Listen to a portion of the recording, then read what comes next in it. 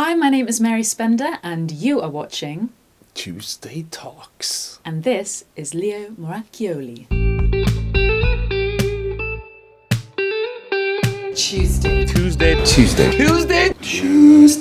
Talks.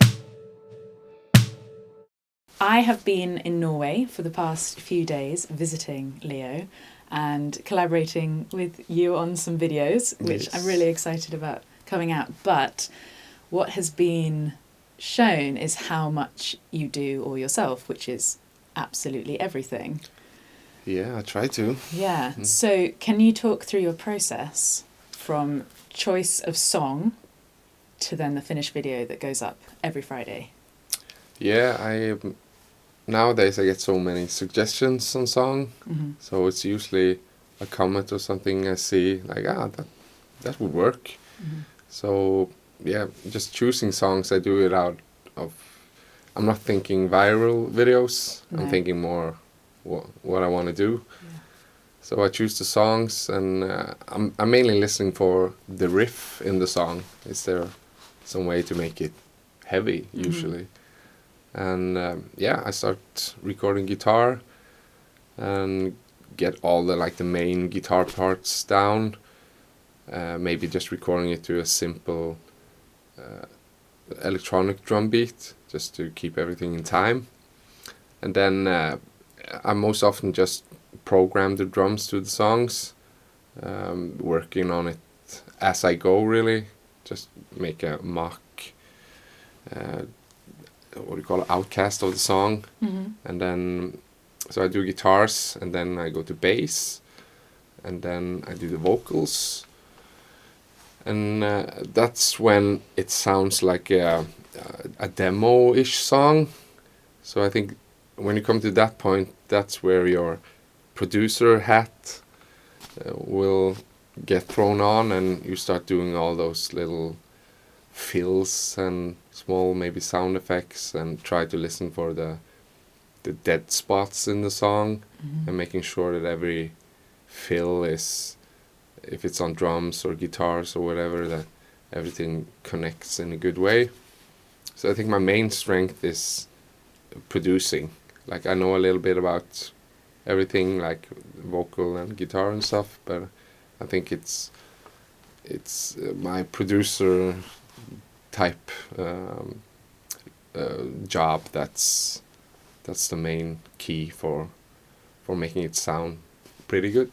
Yeah, the detail that you put into your music is quite extraordinary, and how it sounds. Obviously, now we've done a video together, and seeing it from that process, how your demo, probably in comparison to other people's demos, is probably like studio quality, really high quality stuff. But the little finer details that you add in, I think, makes it extra special. But do you have a way of saving yourself time because of delivering every week? We used the Kemper, which is just behind, for all the guitar tones. Are there any other tricks that you have up your sleeve? Yeah, I do whatever it takes. Like, I don't have a particular pride in having to record everything. If I'm doing a verse, I could just copy that to the next verse. Yeah. And if I want variation on it, then I'll just record a little variation bit. Mm-hmm. So I'm really it's a puzzle at the end. I'll record the basic song, and then I'll just move things along, and to save myself time, because I do record a lot of tracks. I do 4 rhythm guitar tracks. So I'm playing like the main rhythm 4 times on different tones and everything. So there's a lot of layering going on. So whatever it takes, really.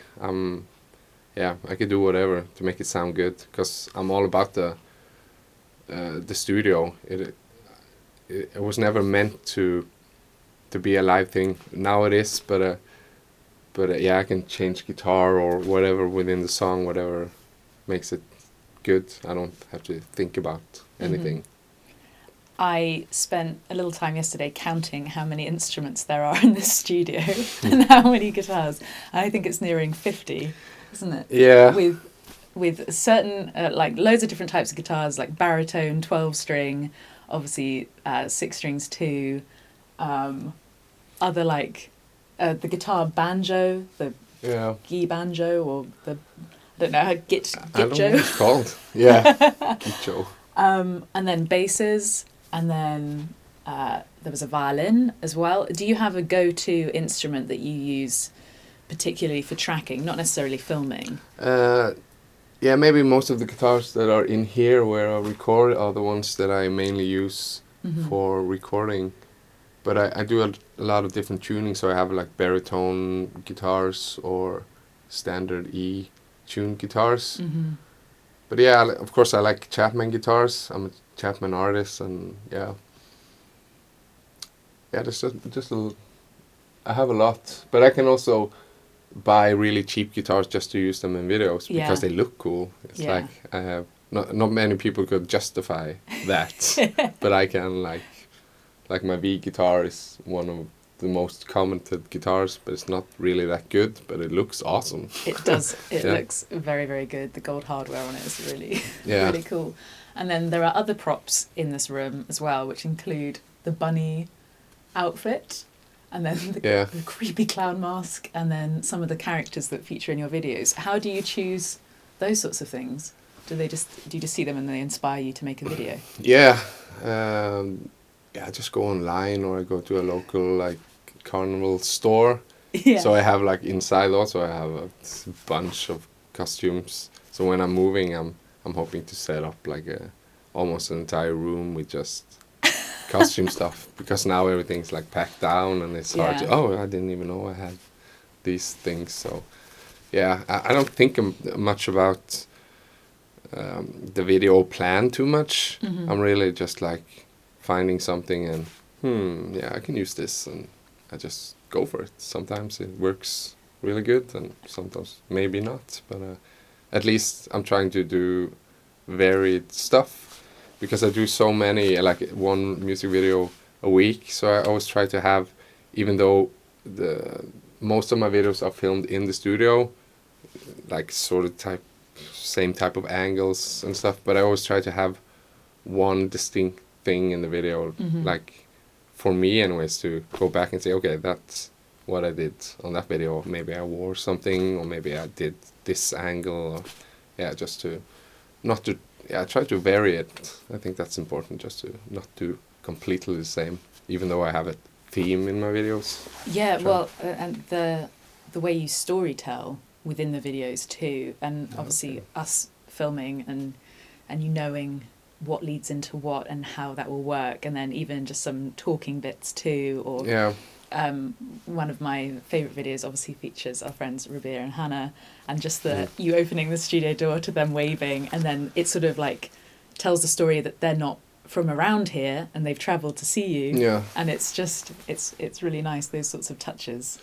But really like we did here also, we didn't even know what to do, but it's like we can do this, and not be too critical about your own ideas either. It's like just go for it, and especially if you're a YouTuber and do a lot of content, you need to trust yourself in a way that it's going to turn out good, and it isn't the end of the world if it isn't that good as the one you did before, or and realizing how efficient you can be, even with the filmmaking.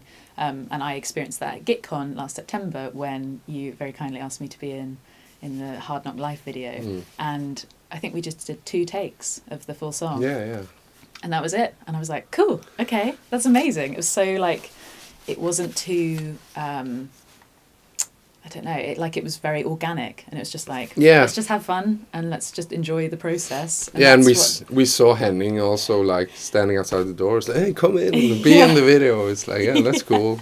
And it's very spontaneous. And I think that's what makes it so watchable every week. But aside from videos, you are making the transition to live performance. I know you've done live performances before, but there's a full band. Do you want to talk more about that? I can mention, like I said, also when I recorded songs, it was never in my mind to do it live. But the key thing that started was the Line 6 Shuriken guitar, which is a guitar you can change tunings with a push of a button, and that made the whole process like doable. Not having to bring 10 guitars and switching in the song and stuff. And I wanted to do it for a while, and a lot of people had asked me also, and then I asked Rabia Masad if he wanted to play guitar in it, and he was like, yeah. And then I knew I was set, like, okay, I have him in the band, so now we can do whatever. And I know a lot of Norwegian musicians also who are very good, so yes, I put together a band of people that are good players, but almost most importantly, just chill people to work with. Yeah. That's really important coming from a band background, that you know that people are on the same level of chillness as you are.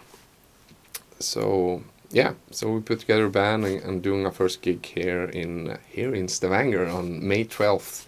So that's going to be like the special first show, and then just take it from there. We're not going to be like a touring band, but maybe do festival shows and one-off gigs or two-off gigs. Yeah. Just we're not searching world domination. It's just fun metal covers, and we're all used to playing in a band and just want to have a good time. And I have quite an audience out there, so it would be fun to meet a lot of them and not just see the numbers on the screen. Yeah, definitely. Well, thank you very much for having me, first of all, in Norway, Thank in you your for coming. studio. And thanks for being on Tuesday Talks. Thank you.